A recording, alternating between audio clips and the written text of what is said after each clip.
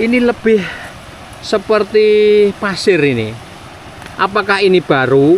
Kemungkinan endapan baru ya. Ya.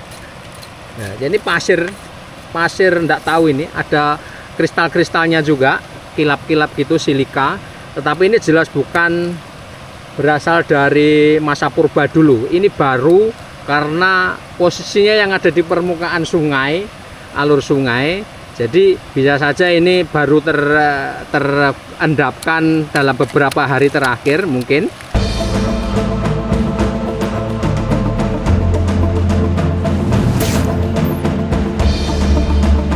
Oke, kita lanjut. Nah, yang di depan ini memang agak berbeda batuannya. Ya, ini sedimentasi atau mungkin aglomerat, tetapi bukan berasal dari produk vulkanik, atau kalaupun vulkanik kemungkinan ini sudah mengalami pelapukan yang cepat karena warnanya juga ini bisa kita lihat yang di luar nih warnanya merah, artinya dia bersentuhan dengan oksigen sehingga menjadi teroksidasi, proses secara kimiawi begitu. Nah, batu ini berbeda dengan yang tadi, yang keras tadi, batuan vulkanik dari Ngelanggeran. Ini lebih empuk ya. Nah, lebih empuk, tetapi ya terdiri dari, nah, ada kaca-kacanya juga, ada silikanya juga. Kemudian ada batu pasir kecil-kecil seperti ini. Jadi ini kemungkinan juga batuan pasir yang terendapkan jauh dari pusat atau fasies gunung api purba Ngelanggeran. Atau bisa jadi ini juga karena transportasi dari arah hulu sampai ke tempat ini. Jadi mungkin ini tidak berasal dari in situ di sini, tetapi dia berasal dari tempat yang jauh dari sini. Oke, ini macam-macam yang bisa kita lihat di area ini. Ada batu yang seperti itu, dan di belakang itu sama jenisnya. Ini, kemudian yang depan itu, tetapi yang di sini agak berbeda. Oke, kita lihat dari dekat ya. Ini lebih seperti pasir ini. Apakah ini baru? Kemungkinan endapan baru ya. Ya. Nah, jadi pasir enggak tahu ini, ada kristal-kristalnya juga, kilap-kilap gitu, silika. Tetapi ini jelas bukan berasal dari masa purba dulu. Ini baru karena posisinya yang ada di permukaan sungai, alur sungai. Jadi bisa saja ini baru terendapkan dalam beberapa hari terakhir mungkin ya, atau minggu, bulan begitu. Tapi ini bukan dari masa purba dulu karena lapisannya jelas dia menumpang di batuan yang lebih tua di bawahnya. Nah, jadi ini proses sedimentasi.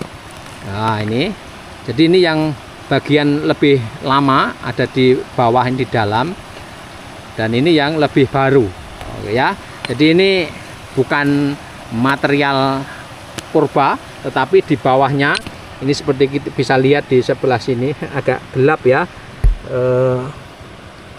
Ya, ini lebih ke endapan lanau ini. Bukan vulkanik kalau ini ya.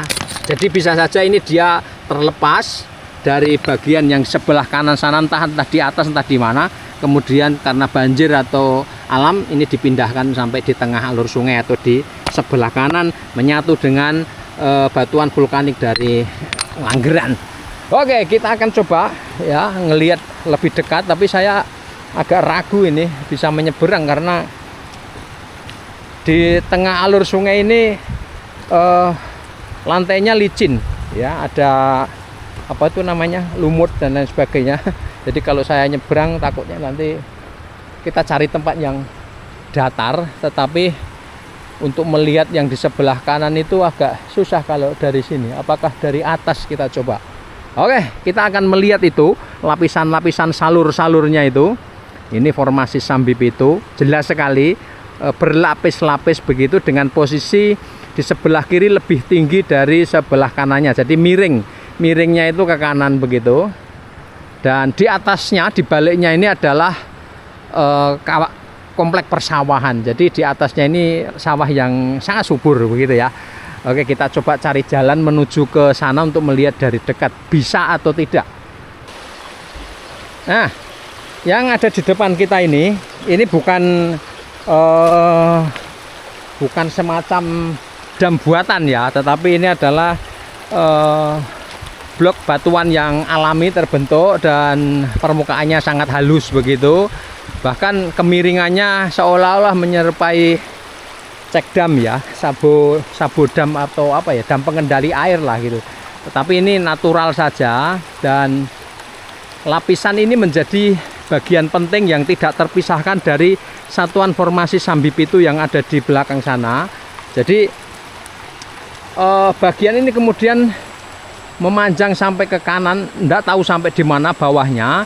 Mungkin dia akan selaras dengan satuan formasi Ngelanggeran yang ada di balik persawahan atau di bawah persawahan di sini. Nah, tetapi ini sekali lagi ini menunjukkan bahwa di lokasi inilah, di Kalingalang ini adalah pertemuan antara dua proses terbentuknya tatanan purba di wilayah pegunungan selatan Jawa, khususnya di wilayah Medangsari, Kabupaten Gunung Kidul. Ya, jadi wilayah ini menjadi tempat yang ya yang penting juga ya, yang menarik juga untuk terus kita pelajari, karena ini memperlihatkan kepada kita semua bagaimana proses secara alamiah itu wilayah ini terbentuk. Oke, kita akan coba cari jalan di depan sana, barangkali kita bisa melintas ke sebelah timurnya, mudah-mudahan. Ini ya, cuaca panas, tadi sempat hujan dan sekarang panas betul ini. Oke, kita coba cari jalan. Saya matikan dulu saja karena nanti takut repotnya licin, pleset, jatuh, tenggelam semuanya. Oke, ternyata susah. Belum, kita susah nyari jalan nyebrang. Saya nggak berani karena licin ya.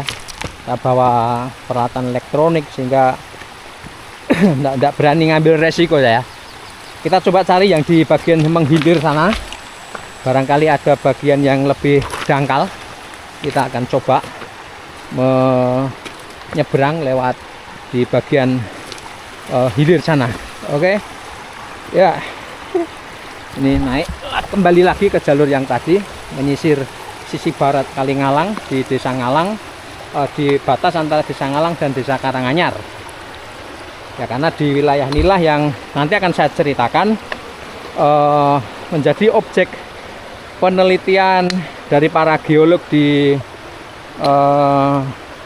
Yogyakarta dan sekitarnya, terutama yang punya program studi geologi, geografi dan lain sebagainya. Di bagian lain nanti akan saya ceritakan bagaimana proses perubahan ini proses pertemuan antara dua formasi Ngelanggeran dan formasi Sambipitu ini bertemu di daerah ini. Dan ini Anda bisa melihat di depan saya ini ada batu yang unik. Dia pasti sudah tererosi sehingga bentuknya menjadi bundar, agak bundar gitu ya, elip ya. Dan ini adalah lapisan-lapisan batu lanau ya, kelihatan ya di sini. Jadi bukan andesitik, ini bukan batuan andesitik seperti yang di depan ini ya, tidak keras, dia empuk-empuk saja. Oke, akhirnya kita balik ke spot yang tadi. Licin, serba licin di sini. Ya, yang di depan ini juga sama. Ini bisa tuf, ini tufaan atau tuf, batuan tuf seperti formasi semilir itu, tapi bisa jadi ini juga produk dari letusan gunung api purba yang ada di kawasan sekitar Gunung Ngelanggeran, karena di deretan ini ada beberapa, termasuk Batur Agung,